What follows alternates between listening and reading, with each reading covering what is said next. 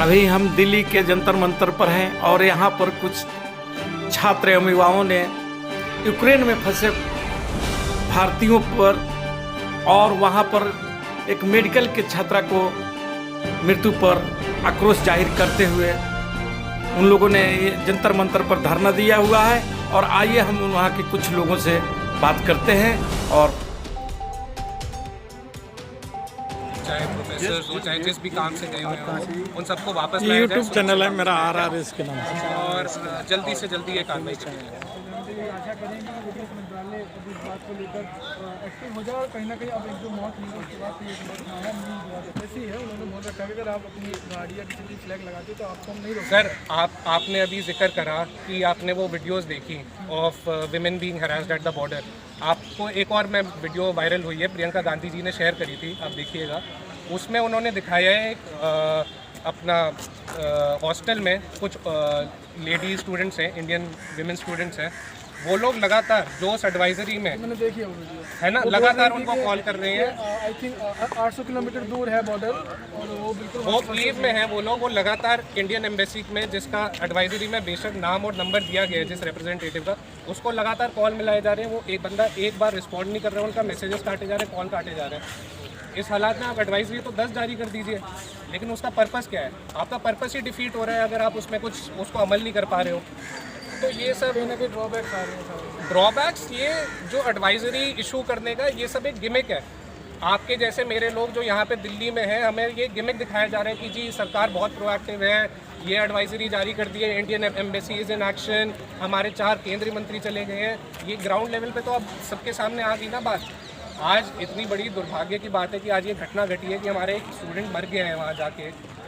ये चीज़ें आज आप एडवाइजरी निकाल के you can not solve your purpose. आपका पर्पस डिफीट हो चुका है। जो आपको 1 हफ्ते पहले करना चाहिए था, 2 हफ्ते पहले करना चाहिए था, वो आप आज करोगे, उसका कोई मतलब नहीं है अब।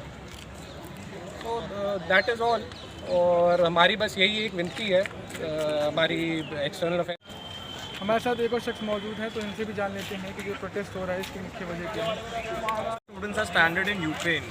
Now this is the inefficiency of the Indian government to not get back the Indian students on time. I have my mamu, my real mamu is in Ukraine. He came back on the brink when the war was about to start. And now look at the condition over here. The condition is in shatters. The entire country is in a mess. The president has worn bulletproof jacket, has taken arms and is ready to fight like a war. Now this is the perception and this is the image that the Prime Minister should have already thought that okay, this is something that is about to happen, so you should plan in advance. If you're thinking that okay, we'll wait till the dominoes fall, then it's of no use, because the dominoes, once they fall, then they keep falling. They don't stop, right? And that is what precisely is what happening. Now, our demands from the Indian government are twofold. One is that why were we late in evacuating our students when countries and democracies such as Germany, UK and even America were successful in evacuating our students? Why did our Indian government take so much time to actually evacuate our students? And the second thing is that the totalitarian Russian Federation, which is just a totalitarian state, why we as a democracy, as the world's largest democracy, are not supporting another democracy? These are our twofold demands. Sir, जैसे आपने बोला कि Ukraine को हम क्यों support नहीं कर रहे और रशिया को क्यों सपोर्ट कर रहे हैं। Precisely. हाँ, तो इसलिए मुझे लगता है एक बड़ी वजह ये है कि कहीं ना कहीं यूक्रेन हमारी जितनी भी चीज़ें रही हैं उसके लिए विपक्ष में रहे। चाहे हम बात करें जो यूनो में, अगर हम वोट की बात करते हैं तो वो मना कर देता है, अगर हम परमाणु हथियार की बात करते हैं तो वहाँ भी वो वोट नहीं करता है। लेकिन वहीं दूसरी तरफ रशिया है तो कहीं ना कहीं सपोर्ट करता है, हमारा उनसे कहीं ना कहीं इकोनॉमिकल भी बहुत अच्छा चल रहा है। ये भी एक बहुत बड़ी वजह हो सकती है। So you have to understand the interest and the vested interest of all the countries have to be allied. If you have to understand that Russia is a nuclear powerhead, it is one of the most strongest powerful nuclear countries, and the kind of hold that Vladimir Putin has on the Russian Federation is unparalleled. You cannot match it with any other country. So for only that and that reason is why India continues to support Russia and be diplomatic.